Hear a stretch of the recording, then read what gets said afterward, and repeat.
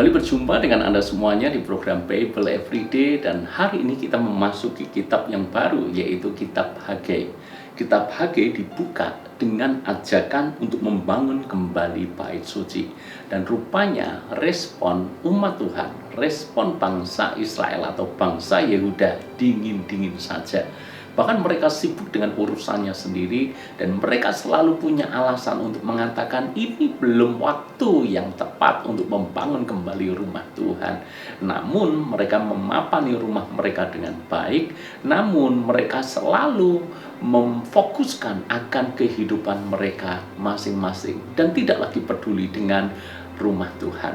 Maka apa yang terjadi kalau kita membaca di dalam ayat yang kelima, maka disinilah Tuhan memberikan sebuah peringatan yang cukup keras, dan itu menggambarkan keadaan mereka saat itu.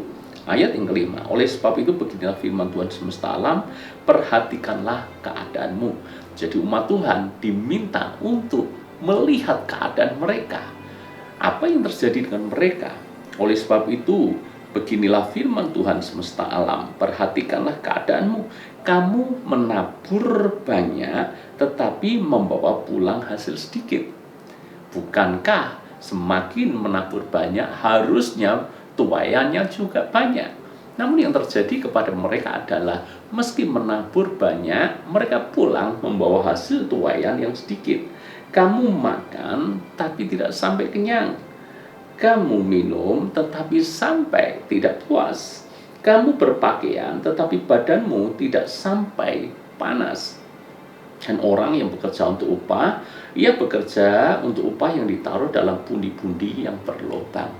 Tentu saja ini merupakan sebuah kiasan. Makan tidak sampai kenyang, minum yang banyak sekalipun tidak bisa puas, berpakaian tetapi badan tidak bisa hangat.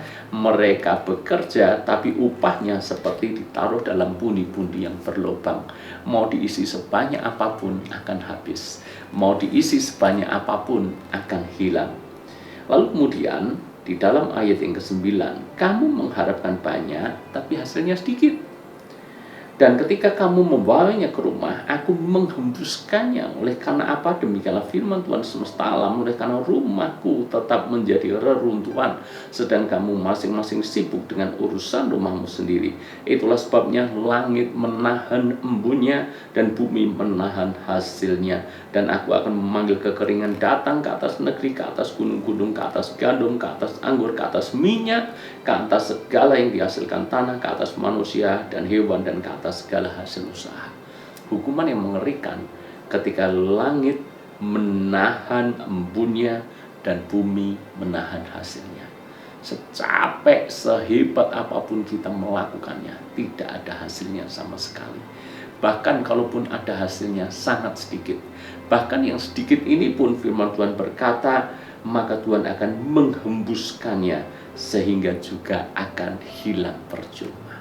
Bukankah ini keadaan yang sangat mengerikan? Kenapa?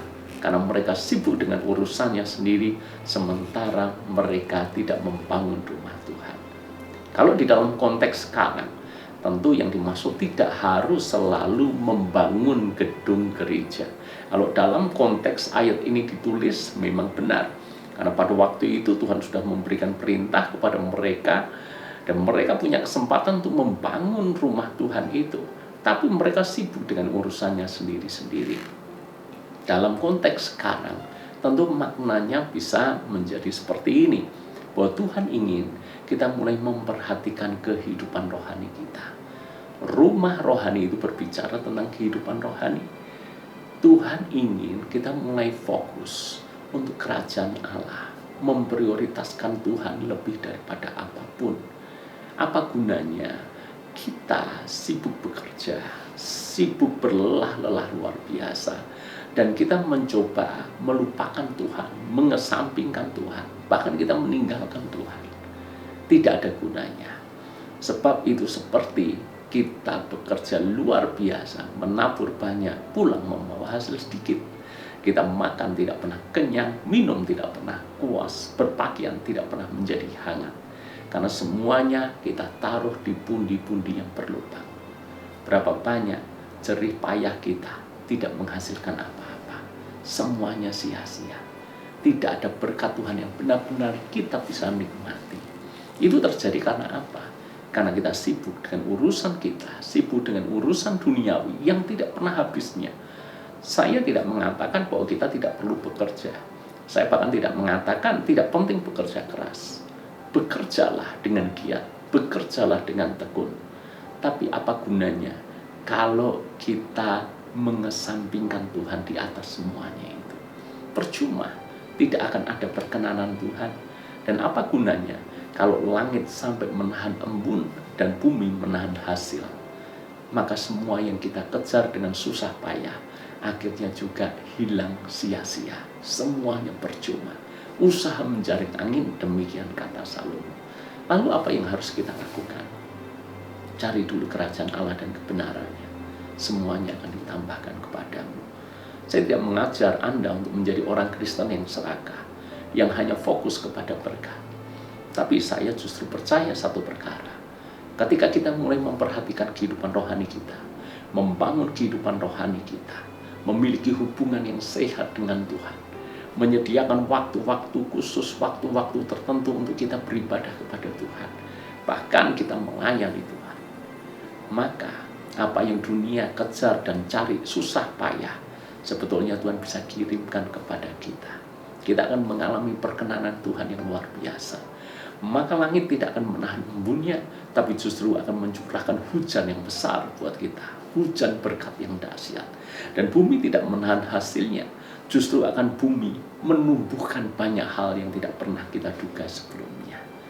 Itu pun akan bisa kita simpan, bukan di pundi-pundi yang berlubang, tapi pundi-pundi yang utuh, sehingga berkat yang Tuhan berikan kepada kita tidak hilang percuma. Bisa kita nikmati, orang-orang yang ada di sekitar kita juga bisa menikmati, bahkan hidup kita menjadi berkat bagi banyak orang. Bukankah itu indah?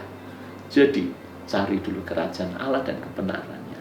Perhatikan urusan rohani kita, maka semuanya akan ditambahkan kepada kita.